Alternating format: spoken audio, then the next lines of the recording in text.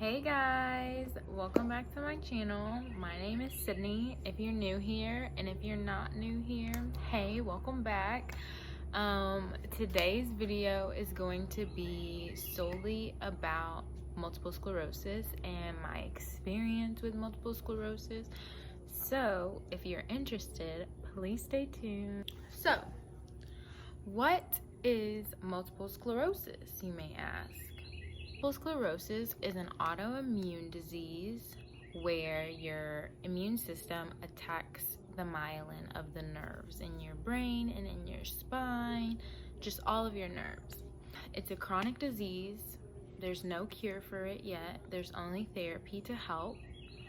And before I get started with anything else, I just want to make a disclaimer that I am not a medical professional. I do not know everything about this disease. I know things that my physicians, my doctors have told me about, so I don't think that I know anything more than that. And I just want to tell you a little bit, some things that you can look out for, and just, like I said, my experience. So let's get started. Some symptoms that I experienced with my multiple sclerosis are numbness and tingling, optic neuritis, which is loss of vision. I've done back pain, I've had eye pain, and there are numerous symptoms that I have not listed from the ones that I have experienced. So if you want to know more, you can always Google. So how did I find out that I had multiple sclerosis? My first attack, and it's called an attack when you get these symptoms. So my first attack was in the summer before 9th grade. I was in 8th grade, just finishing 8th grade, and I think it was probably like the first day of summer when I spent the night at my best friend's house, Jackie, and the next morning we woke up from our sleepover, and I woke up and my legs were numb. Like minutes have gone by, actually. Minutes turned into hours, which turned into days. So that day I texted my mom and I was like, Mom, my feet and my legs are asleep and it hasn't gone away. And she was like, what do you mean? And I was like, it's just asleep tingling, you know? And so then we made a doctor's appointment to my pediatrician at the time, and so we went to go see her. We got some lab work done and everything came back normal. So within the next few weeks, the symptoms had gone away. So we didn't think anything of it. We just left it as is, and we were just like, oh, that's weird, you know, maybe it's just a pinched nerve. That's what they thought it was, a pinched nerve, because the symptoms had just gone away. So fast forward to spring of my sophomore year in high school, I had a dance competition, a regional dance competition, and I had just done all of my dances for the day, and my mom and I were going to meet our team for lunch. So on our way to lunch, we got into a really bad car accident.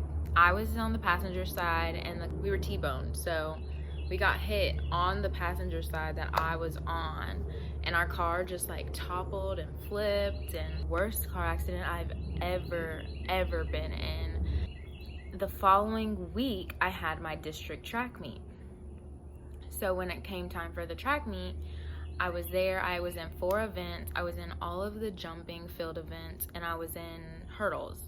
So as soon as I finished my long jump and triple jump, I started feeling the numbness again in my feet, and it just felt like it was hard to pick up my feet. And I knew that my last event was my hurdles, my 100-meter hurdles, and it was awful. It was so bad.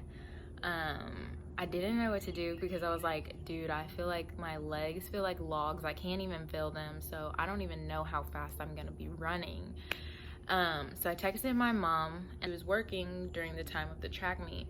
So I texted her and I was like, Mom, the numbness is back. And she's like, what do you mean? And I was like, it's the same thing that I felt in 8th grade at Jackie's house when my legs were asleep for that like month. Because if you don't know, symptoms can last up to a month or longer when you're having an MS attack. The numbness just continued. And so I went to go run my hurdles, and when I tell you, that was the slowest I have ever ran hurdles in my life. I felt like I was running with weights on my legs, weights on my ankles. It was awful. After that, she made an appointment to go see the doctor again. She made the appointment, and the next week continued. I ended up losing vision in the center of my eye. Long line, like a straight line, where it was just black, complete blackness. I couldn't see anything. Only thing I could see was above or below it. And I just, me, didn't know anything about multiple sclerosis at the time. I was just like, okay, Mom, I also think that we need to make an appointment to see the optometrist. And she was like, for what? And I was like, my vision, I think it's getting weaker. I need a stronger prescription. She was like, what do you mean? I was like, I can't see anything in my right eye. I can only see above and below this black line of blurriness. And she was like, okay. And so she got instantly worried. She's like, okay, let me text some friends, because she works, so she works in the hospital. And so she texted her friends and all these people, and someone recommended her. I don't know who it was, because at the time, she didn't tell me any of these things. Like, she didn't tell me that she was talking to someone. She didn't tell me that she was asking questions about what was going on with me. She just said, okay, let me figure it out, blah, blah, blah. We'll schedule the appointment to see the optometrist. She says, I made an appointment to see the doctor, and so we went to go see the pediatrician this second time, and the pediatrician didn't know what was going on. She was like, I don't really know what's going on, but I think you should see a neurologist.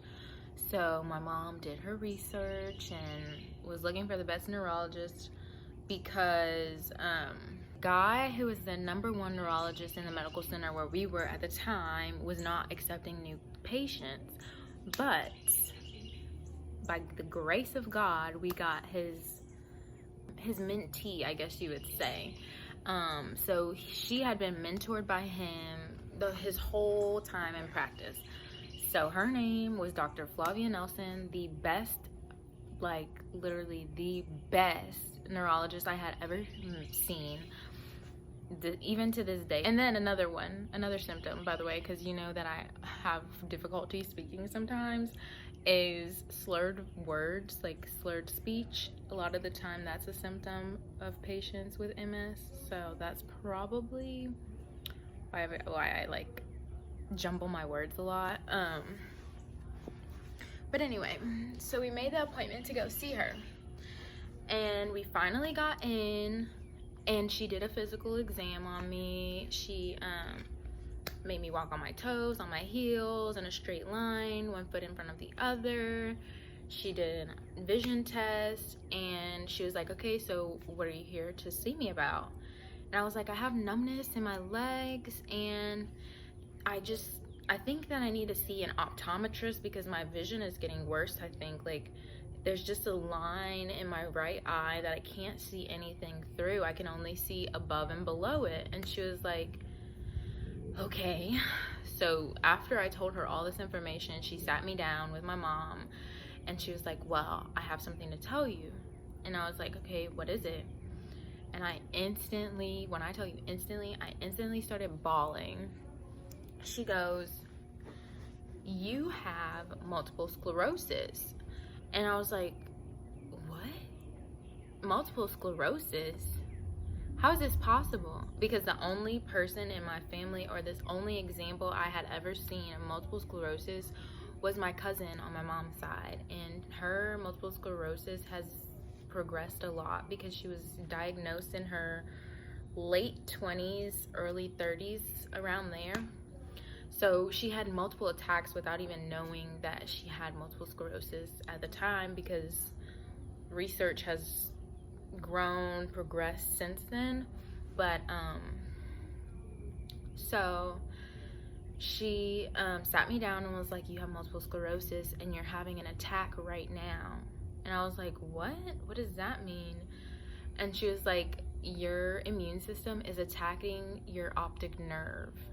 That's why you don't have vision in that right eye. And I was just taken completely aback by that. I was like, how does my own immune system literally attack itself? Like, how stupid could it be? That was my thought at the time.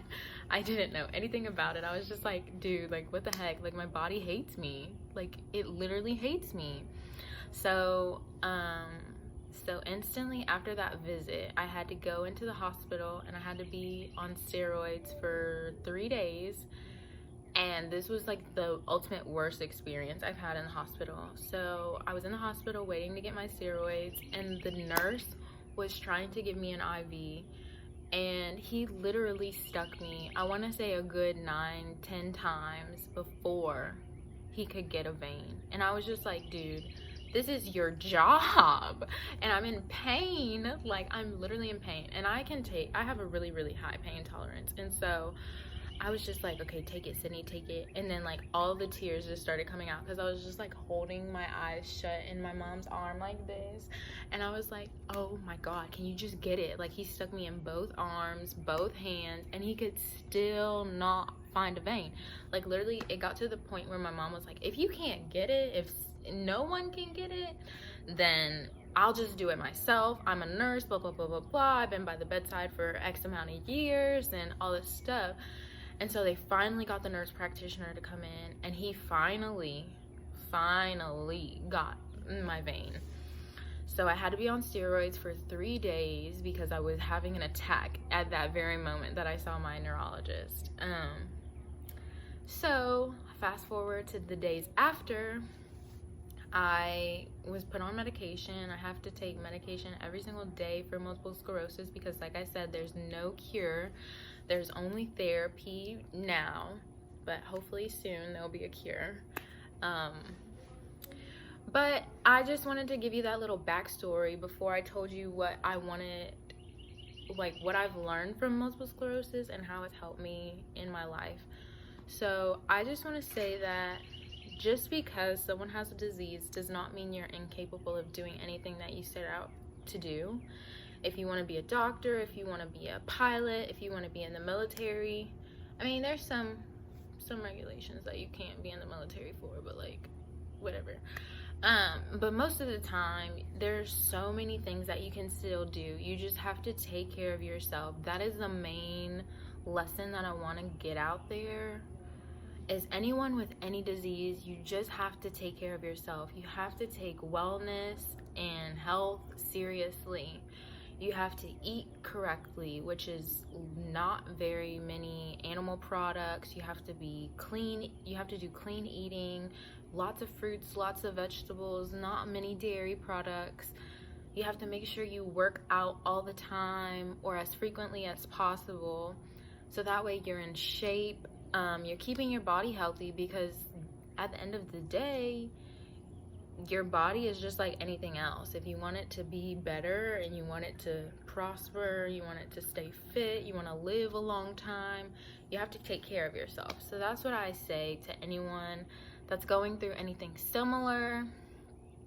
And then, because if you take care of yourself, you can possibly end up like me. I haven't, well, okay, now I've had an attack since my diagnosis, but it was 5 years since my diagnosis that I had a single attack, just because I followed my doctor's orders by eating healthy, working out, taking care of myself, keeping my stress levels low, not keeping negativity around me, and, you know, growing closer in my faith. That has all helped me to just be the healthiest that I can be and prevent as many attacks as possible, because it's very common for people with multiple sclerosis to have 3 to 4 attacks a year. So if you can prevent it, I say do the best that you can. Just take care of yourself. Ask your parents to help you find ways to, you know, better your diet, better your exercise, you know what I mean? Just